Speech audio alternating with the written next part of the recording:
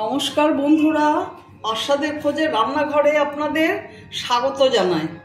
আজ আমি রান্না করব কাঁঠাল বীজ দিয়ে সর্ষে দিয়ে রেসিপি।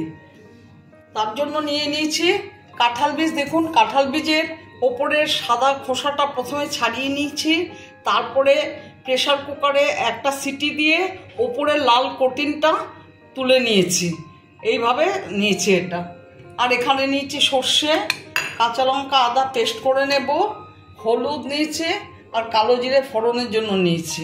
আমি এখন সর্ষেটা পেস্ট করে নেব আর গ্যাসটা অন করে নেব।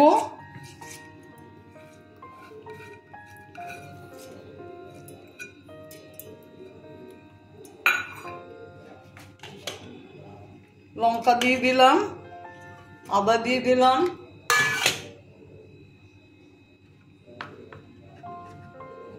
একবারে হলুদটা এতে দিয়ে দিলাম। আমি সামান্য নুন দিলাম।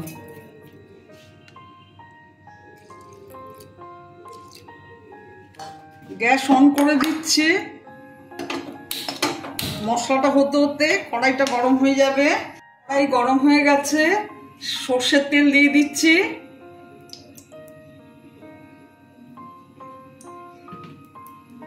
আর এই দেখুন, আমার মশলাও পেস্ট করা হয়ে গেছে। কাঁচা লঙ্কা ফোড়নে দিলাম, কালো জিরে দিয়ে দিলাম, সর্ষের পেস্টটা ছেড়ে দিলাম।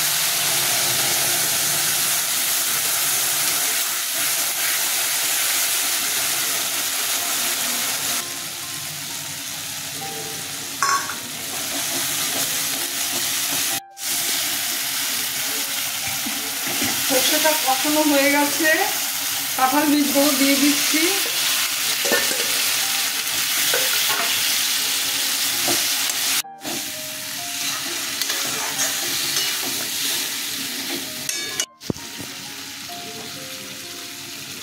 স্বাদ মতো নুন দিয়ে দিলাম,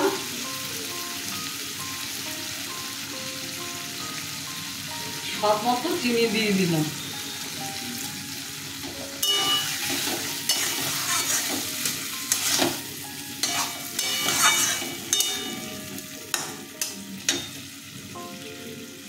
একটু জল দিলাম।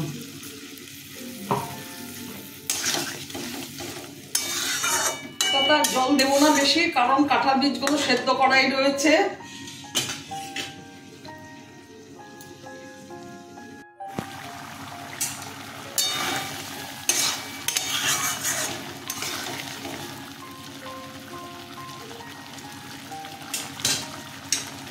দুটো কাঁচা লঙ্কা দিয়ে দিলাম, ধনে পাতা দিয়ে দিলাম।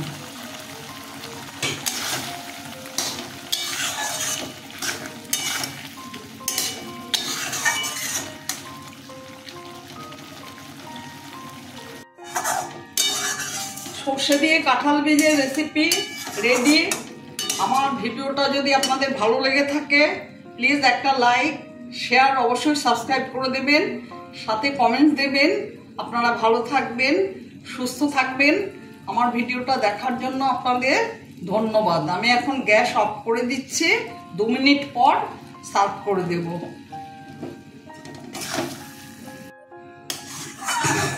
আমি এখন সার্ভ করে দেব।